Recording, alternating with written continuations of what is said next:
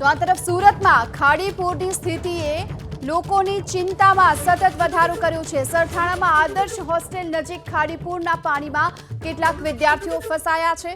જો કે કેડસમાં પાણી ભરાતા આ વિદ્યાર્થીઓ ફસાયા હતા અને આ વિદ્યાર્થીઓને બહાર કાઢવા માટે ફાયર બ્રિગેડની મદદ લેવામાં આવી છે। ફાયર વિભાગના જવાનોએ હોસ્ટેલમાંથી કુલ 45 જેટલા વિદ્યાર્થીઓનું રેસ્ક્યુ કર્યું છે। આ તમામ વિદ્યાર્થીઓને અત્યારે સુરક્ષિત સ્થળે ખસેડી લેવામાં આવ્યા છે। ખાડીપુરની સ્થિતિમાં સતત જે ખાડીપુરના પાણી જે સતત વધી રહ્યા છે એવામાં સરથાણામાં આવેલી આ હોસ્ટેલમાં જે વિદ્યાર્થીઓ ફસાયા હતા આદર્શ હોસ્ટેલમાંથી જ ફસાયેલા આ તમામ વિદ્યાર્થીઓને અત્યારે સુરક્ષિત સ્થાને ખસેડી લેવામાં આવ્યા છે। ફાયર બ્રિગેડના જવાનો અહીં પહોંચ્યા હતા। ત્યારબાદ કેડસમાં પાણીમાંથી હોડીની મદદથી આ તમામ જે વિદ્યાર્થીઓ ફસાયેલા હતા તેમને સુરક્ષિત રીતે અત્યારે બહાર કાઢી લેવામાં આવ્યા છે। વધુ વિગતો મેળવે સંવાદદાતા ધનરાજ બાગલે આપણી સાથે જોડાઈ ચૂક્યા છે। ધનરાજ, કયા પ્રકારે આ વિદ્યાર્થીઓનું રેસ્ક્યુ કરવામાં આવ્યું?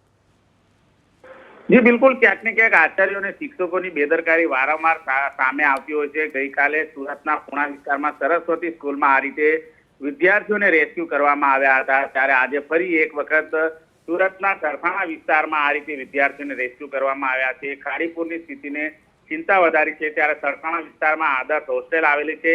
આદર્શ હોસ્ટેલમાં ખાડીના પાણી ફરી વળ્યા હતા, ત્યારે વિદ્યાર્થીઓ ફસાઈ ચૂક્યા હતા। એ બાબતની જાણકારી તાત્કાલિક ફાયર વિભાગને કરી હતી અને ત્યારબાદ ફાયર વિભાગ ઘટના સ્થળે પહોંચીને એ તમામ વિદ્યાર્થીઓ હતા એમને લાઈફ જેકેટ પહેરીને બોટમાં સવાર કરીને તેમને રેસ્ક્યુ કરવામાં આવ્યા હતા।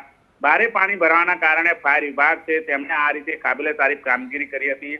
જોકે જિલ્લા શિક્ષણ અધિકારી દ્વારા કહી દેવામાં આવ્યું છે કે ભારે વરસાદ હોય તો આચાર્યોએ જાતે નિર્ણય લેવો અને શાળામાં રજા રાખી લેવી, પરંતુ જે રીતે અત્યારે જોઈ શકાય છે હોસ્ટેલની અંદર પણ આ રીતે જે ઘટના બનવા પામી છે, ત્યારે વિદ્યાર્થીઓનું રેસ્ક્યુ ઓપરેશન કરીને તેમને તમામને સહી સલામત સ્થળે ખસેડવામાં આવ્યા હતા।